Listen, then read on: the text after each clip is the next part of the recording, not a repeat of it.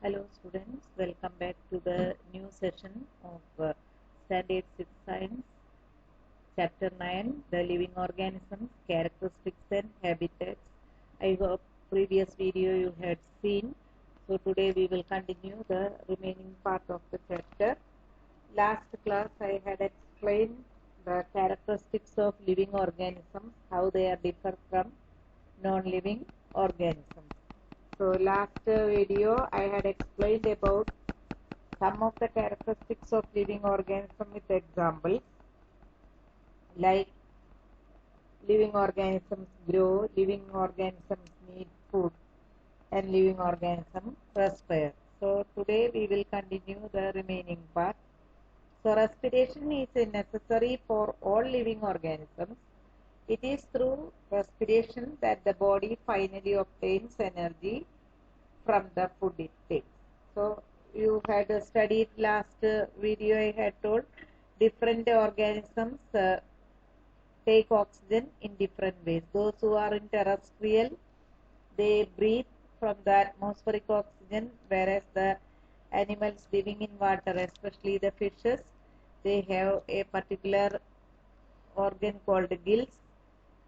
They use oxygen dissolved in water, and the earthworm, even though it is a non-vertebrate, its skin is wet and it breathes through the skin.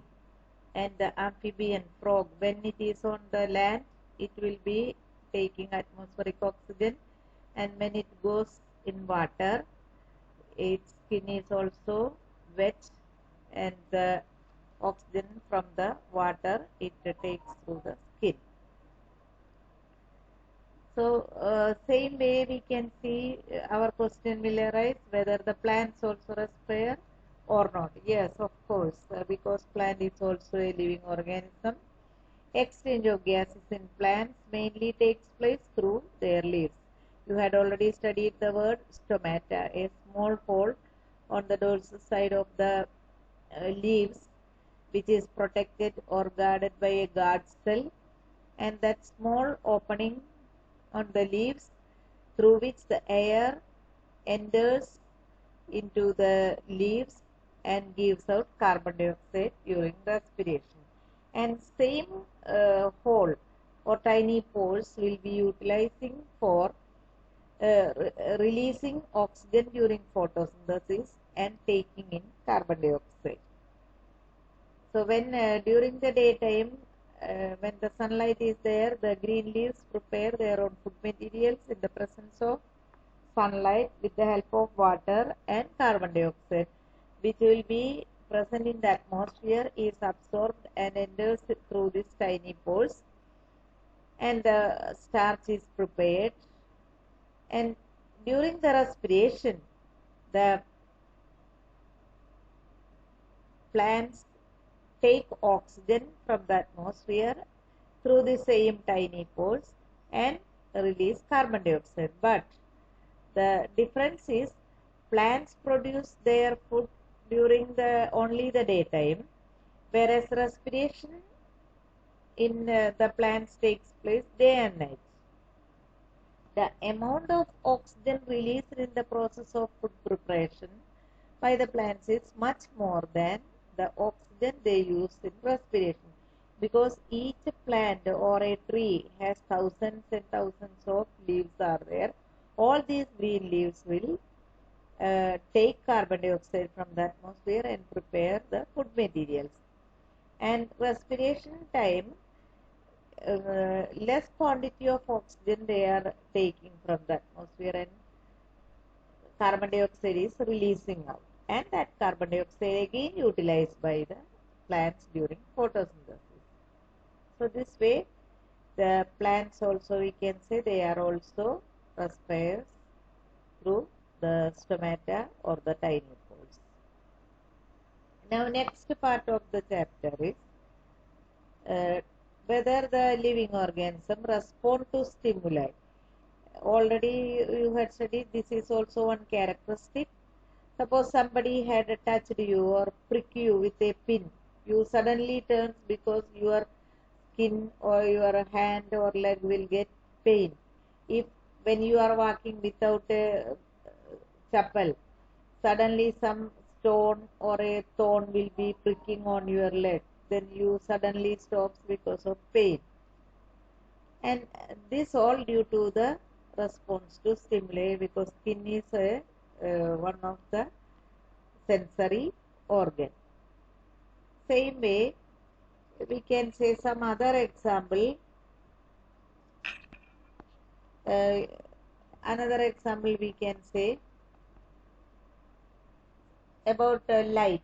When you will stand in a dark room and suddenly you come outside in the bright light, for some time, some seconds, your eyes will be closed and you feel darkness, and slowly the light enters into your eyes and you can see everything in the surroundings.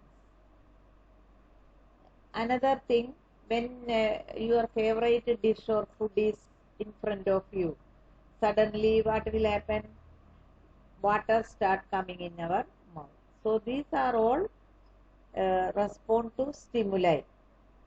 Favorite taste, favorite food, then brightness of the light, then the thorns will be pricking on you, or any hot substance bringing near to your eyes, your hand, etc. These all respond to stimuli. All of us respond immediately to such changes. So changes in our surroundings that makes us respond to them are called stimuli. So everybody have this experience or feeling of respond to stimuli.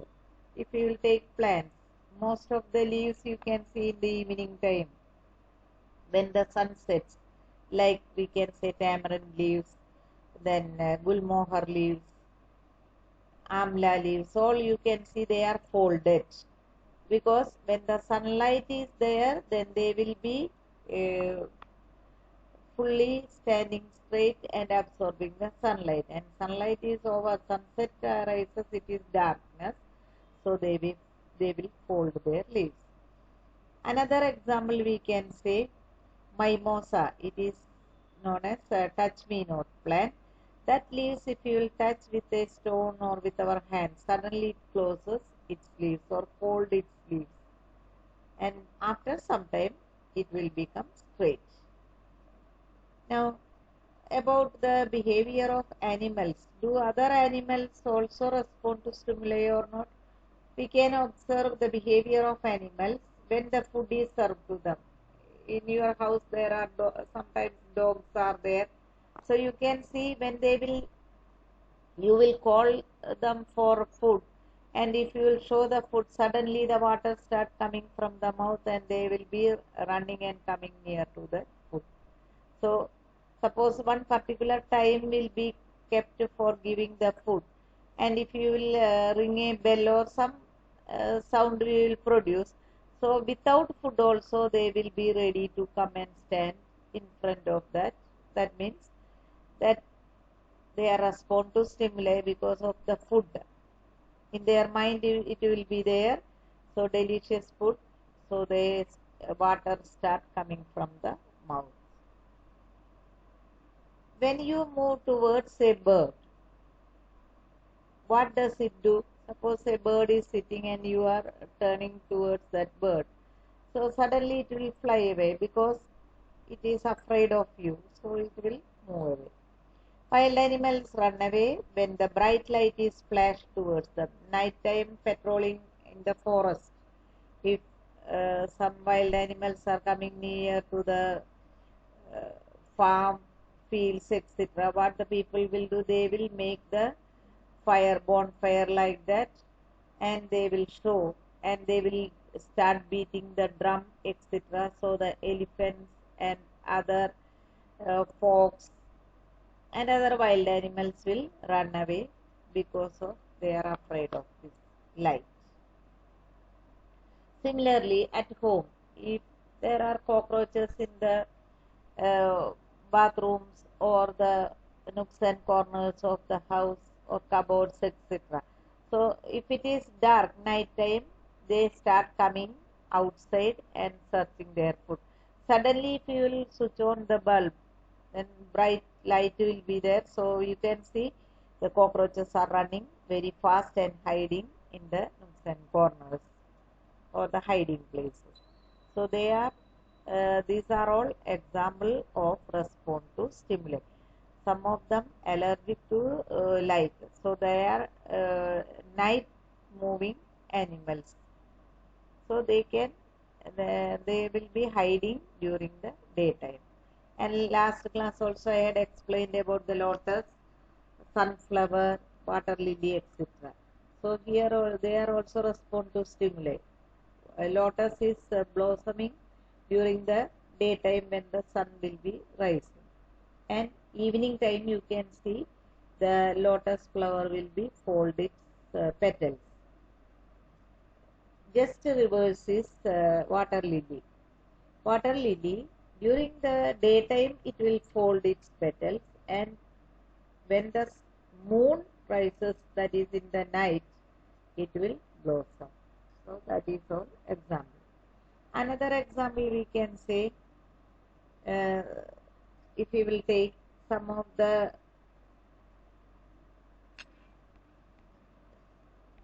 flowers. Some flowers are during the night time only blossoming, and daytime it will wither or it will fall. Especially you can see this jasmine flowers, they are blossoming. Then a night queen, these are all blossoming during the night time, and the very fragrant or its good smell is coming during the night time to attract the night insects, we call it as moths, for pollination. So these are all examples of that respond to stimuli.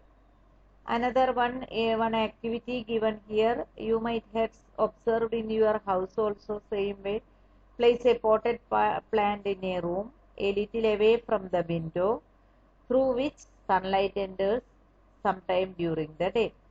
Direct sunlight is not getting through that window, slight sunlight is getting. Near that place you keep a potted plant and continue watering the plant for few days and observe what changes you can see, which direction that shoot system or the stem will be growing. You can see the plant start bending the stem. Instead of standing straight, it will move towards that window portion where the sunlight is getting. So the stem start bending and it moves towards that window. So this is also one example of response to stimuli. So next part is, see here the picture is also given, plant response to the light. How the plant will be, where sunlight is getting, that direction the stem will be growing. Sometimes it takes a bend also instead of standing straight. Because of this response to stimuli, we can say all living things respond to changes around them. Now next one is living organism and excretion. So this is also one type of the features of living organisms. All living organisms take food, but all the food they are taking will not digest and will not utilize by the body. All the nutrients which are essential for the growth of the body will be utilized by this organism, and remaining part and undigested food will be throwing out in the process of excretion, and excretion takes place in all living organisms. This has to be removed by the body as waste. Our body also produces some waste in other life processes. When we are breathing also, there will be gaseous waste will be producing. When you will pass urine, that is liquid waste will be coming out, and feces, it will be the solid waste. So when other metabolic activity is taking place also, there will be some wastage things will be coming out, and it should be removed from time to time from the body of the organism, otherwise it will be toxic or harmful to the organism. It leads to some fatal conditions. So the process of getting rid of this waste by the living organism is known as excretion. So excretion is a process by which the waste materials or the harmful materials after the digestion of food will be coming out through the body is called the excretion. Now, you may have the doubt whether the plant will excrete or not. Yes, plant also will do, but it is not as the animals will do, not like that. The mechanism in plants are little different. Some harmful or poisonous materials do get produced in plants as waste. So some of the waste materials are coming out from the plants as poisonous or harmful materials. For example, some resins from the plants. If you cut on the plant, you can see some liquid is coming. That is actually the waste materials. Some plants find it possible to store the waste products within the parts in a way that they do not harm the plants. So some cases the waste materials are not coming out, but it will store in the plants in such a way that it is not very harmful to the plant. But some cases some waste materials are coming out in the form of some liquid or some hard substances on the plants. Some plants remove waste products as secretions. Excretion is another characteristic common to all living things. So, another characteristic of living organism is excretion.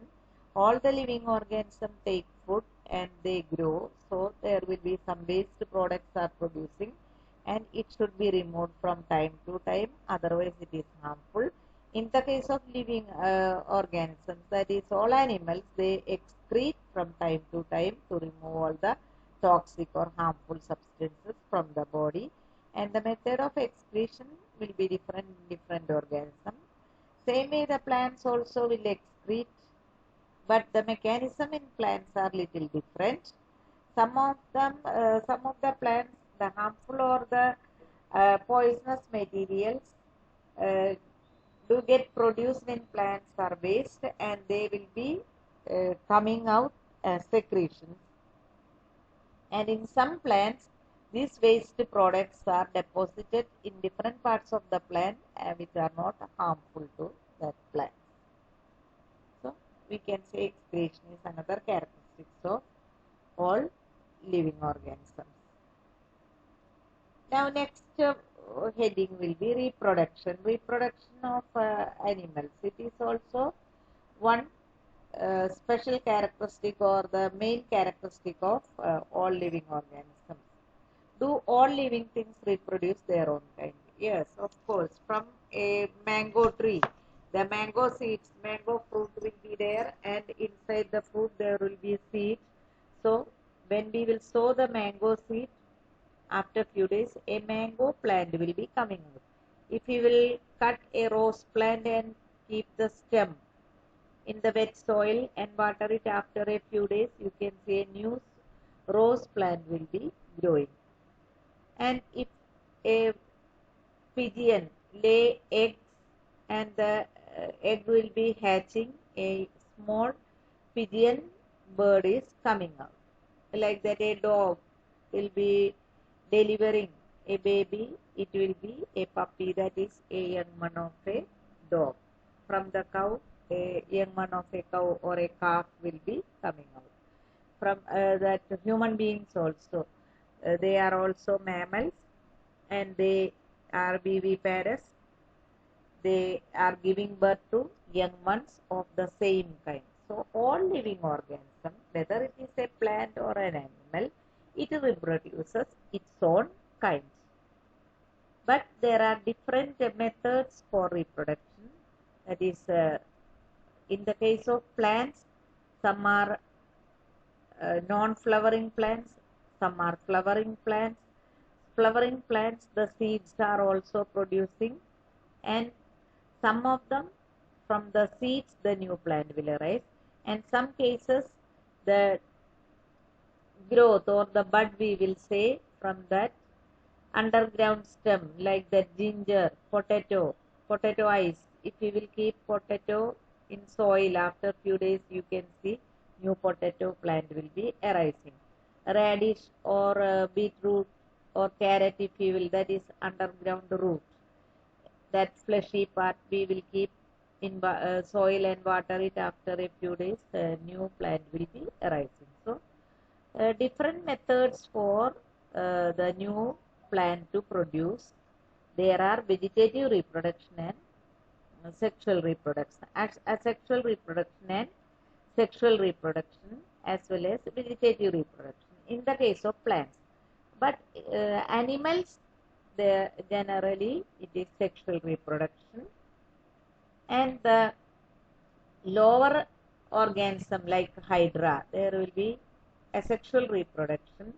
From the mother plant, a growth will be coming out, a bulb will be there, and after a few 1 or 2 days, a fully matured hydra will be cut off and it will grow. In the case of unicellular organisms, they are also reproducing their own kind from the mother amoeba. When it will be fully matured, the nucleus and cytoplasm will be divided into 2 equal halves, and 2 daughter amoeba will get. And from each daughter amoeba, again 2 will increase. So this way the reproduction takes place. We will say binary fissure. That all you will study in higher classes. Here just to see that oviparous and viviparous. Those animals, they are laying eggs and hatching them to get young ones. They are called oviparous. All the birds, we can say they are oviparous. And some reptiles, oviparous, frogs, amphibians, all these are fishes. They are oviparous. And higher animals, even birds also oviparous. Then we can say all the mammals, they are viviparous, except one case. Platypus is there, except all other mammals, they are giving birth to young ones. And in the case of plants, if we will take, there are different methods for reproduction. Some of them will be from the seeds, the new plant will be growing, all the food grains. Then we can say mango, chiku, apple, orange, all this we can say seed, watermelon, all these are examples. They are growing from the seeds. And like rose plant, jasmine plant, we can say they will cut the stem and the new growth will be coming. That is known as from the sapling or from the cutting of the branch, the new plant will arise, budding and cutting. And in the case of underground stems, the potato tuber, the new growth will be coming from vegetative part. Onion, the bulb, from that growth, then we can see that the new plant will be arising from that onion or the ginger. Then we can say elephant yam. All these will be growing from the vegetative part of the plant, stem, root, or the bulb, etc. But anyhow, from a particular animal or a plant, the same kind of plant will be, or same kind of animal will be reproducing. Animals reproduce their own kind. The mode of reproduction may be different in different animals. Some animals produce their own kind, young ones, through eggs.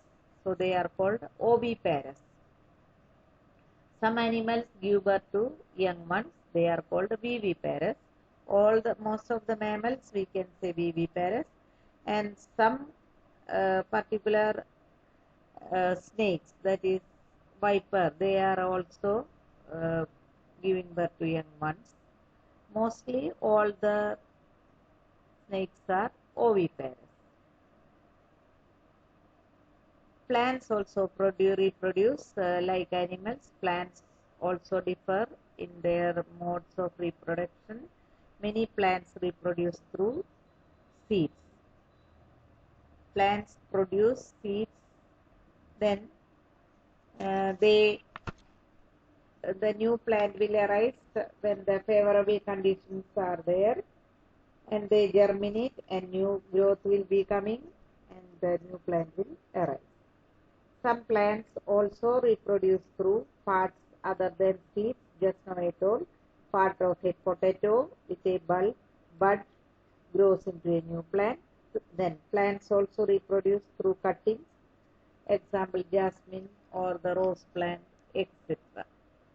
So students, today I had explained the characteristics like the features or the characteristics like excretion, then the respiration, then reproduction, respond to stimuli, etc. So read the chapter, listen the video, and then read the lesson properly. We will continue the remaining part of the chapter in the next video. Today I am going to wind up the session. We will meet again tomorrow. Till then, goodbye.